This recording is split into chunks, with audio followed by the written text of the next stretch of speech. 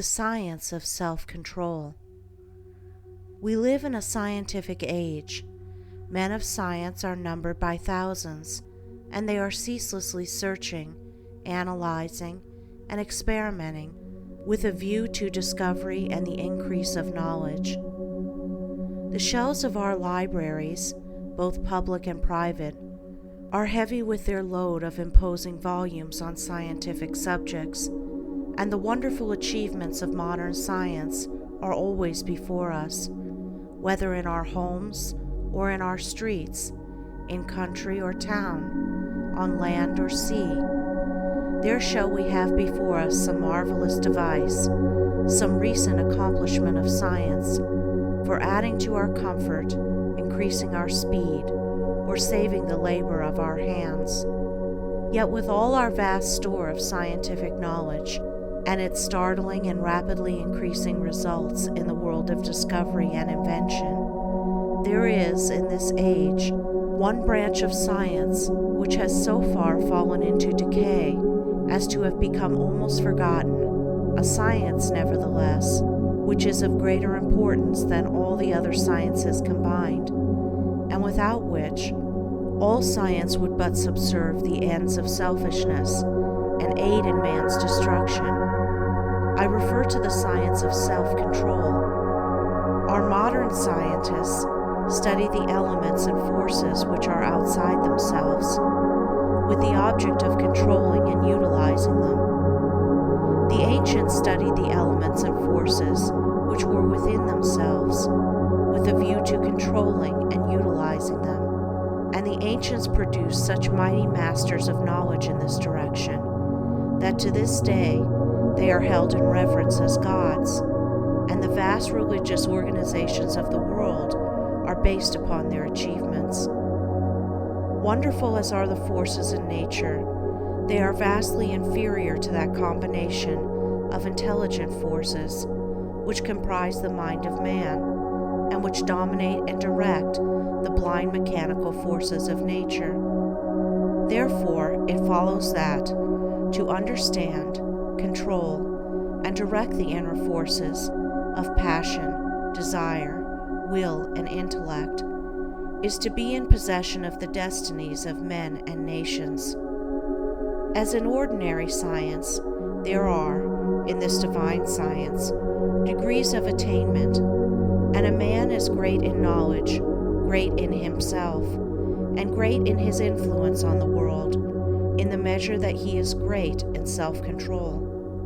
He who understands and dominates the forces of external nature is the natural scientist, but he who understands and dominates the internal forces of the mind is the divine scientist, and the laws which operate in gaining a knowledge of external appearances operate also in gathering a knowledge of internal varieties. A man cannot become an accomplished scientist in a few weeks or months, nay, not even in a few years, but only after many years of painstaking investigation can he speak with authority and be ranked among the masters of science. Likewise, a man cannot acquire self-control and become possessed of the wisdom and peace-giving knowledge which self-control confers, but by many years of patient labor, a labor which is all the more arduous because it is silent and both unrecognized and unappreciated by others. And he who would pursue this science successfully must learn to stand alone and to toil unrewarded, as far as any outward emolument is concerned. The natural scientist pursues, in acquiring his particular kind of knowledge, the following 5 orderly and sequential steps. 1. Observation. That is, he closely and persistently observes the facts of nature. 2. Experiment. Having become acquainted by repeated observations with certain facts, he experiments with those facts with a view to the discovery of natural law. He puts his facts through rigid processes of analysis, and so finds out what is useless and what of value. and he rejects the former and retains the latter. 3. Classification.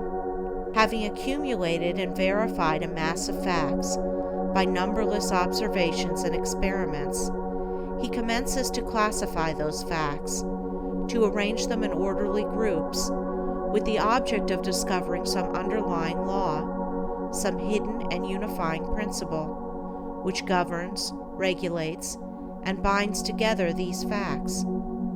4. Deduction. Thus he passes on to the fourth step of deduction. From the facts and results which are before him, he discovers certain invariable modes of action, and thus reveals the hidden law of things. 5. Knowledge. Having proven and established certain laws, it may be said of such a man that he knows. He is a scientist, a man of knowledge. But the attainment of scientific knowledge is not the end, great as it is. Men do not attain knowledge for themselves alone, nor to keep it locked secretly in their hearts, like a beautiful jewel in a dark chest. The end of such knowledge is use, service, the increase of the comfort and happiness of the world.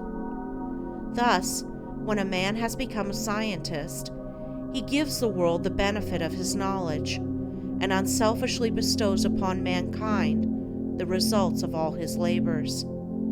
Thus, beyond knowledge, there is a further step of use, that is, the right and unselfish use of the knowledge acquired, the application of knowledge to invention for the common weal. It will be noted that the 5 steps or processes enumerated follow in orderly succession, and that no man can become a scientist who omits any one of them. Without the first step of systematic observation, for instance, he could not even enter the realm of knowledge of nature's secrets. At first, the searcher for such knowledge has before him a universe of things. These things he does not understand. Many of them, indeed, seem to be irreconcilably opposed one to the other, and there is apparent confusion. But by patiently and laboriously pursuing these 5 processes, he discovers the order, nature, and essence of things, perceives the central law or laws which bind them together in harmonious relationship, and so puts an end to confusion and ignorance. As with the natural scientist, so with the divine scientist, he must pursue, with the same self-sacrificing diligence, 5 progressive steps in the attainment of self-knowledge, self-control. These 5 steps are the same as with the natural scientist, but the process is reversed. The mind, instead of being centered upon external things, is turned back upon itself, and the investigations are pursued in the realm of the mind, or of one's own mind, instead of in that of matter. At first, the searcher for divine knowledge is confronted with that mass of desires, passions, emotions, ideas, and intellections, which he calls himself, which is the basis of all his actions, and from which his life proceeds. This combination of invisible yet powerful forces appears confusedly. Some of them stand, apparently, in direct conflict with each other, without any appearance or hope of reconciliation. His mind in its entirety, too, with his life which proceeds from that mind, does not seem to have any equitable relation to many other minds and lives about him. And altogether, there is a condition of pain and confusion from which he would fain escape. Thus he begins by keenly realizing his state of ignorance. For no one could acquire either natural or divine knowledge if he were convinced that without study or labor he already possessed it. With such perception of one's ignorance, there comes the desire for knowledge, and the novice in self-control enters upon the ascending pathway, in which are the following 5 steps. 1. Introspection. This coincides with the observation of the natural scientist. the mental eye is turned like a searchlight upon the inner things of the mind, and its subtle and ever-varying processes are observed and carefully noted. This stepping aside from selfish gratifications, from the excitements of worldly pleasures and ambitions, in order to observe, with the object of understanding, one's nature, is the beginning of self-control. Hitherto, the man has been blindly and impotently borne along by the impulses of his nature, the mere creature of things and circumstances. But now he puts a check upon his impulses, and instead of being controlled, begins to control. 2. Self-analysis. Having observed the tendencies of the mind, they are then closely examined and are put through a rigid process of analysis. The evil tendencies, those that produce painful effects, are separated from the good tendencies, those that produce peaceful effects, and the various tendencies, with the particular actions they produce, and the definite results which invariably spring from these actions, are gradually grasped by the understanding, which is at last enabled to follow them in their swift and subtle interplay and profound ramifications. It is a process of testing and proving, and for the searcher, a period of being tested and proved. 3. Adjustment. By this time, the practical student of things divine has clearly before him every tendency and aspect of his nature, down to the profoundest promptings of his mind and the most subtle motives of his heart. There is not a spot or corner left which he has not explored and illuminated with the light of self-examination. He is familiar with every weak and selfish point, every strong and virtuous quality. It is considered the height of wisdom to be able to see ourselves as others see us. But the practitioner of self-control goes far beyond this. He not only sees himself as others see him, he sees himself as he is. Thus standing face to face with himself, not striving to hide away from any secret fault, no longer defending himself with pleasant flatteries, neither underrating nor overrating himself or his powers, and no more cursed with self-praise or self-pity, he sees the full magnitude of the task which lies before him, sees dearly ahead the heights of self-control, and knows what work he has to do to reach them.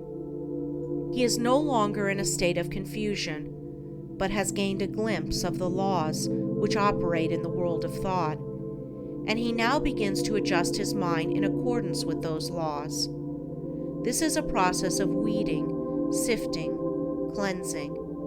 As the farmer weeds, cleans, and prepares the ground for his crops, so the student removes the weeds of evil from his mind, cleanses and purifies it, preparatory to sowing the seeds of righteous actions, which shall produce the harvest of a well-ordered life. 4. Righteousness.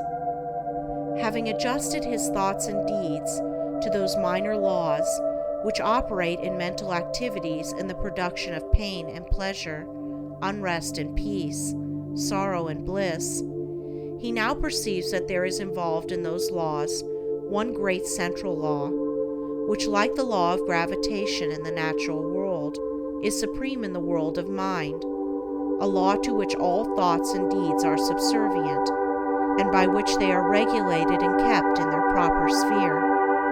There is the law of justice or righteousness, which is universal and supreme. To this law he now conforms.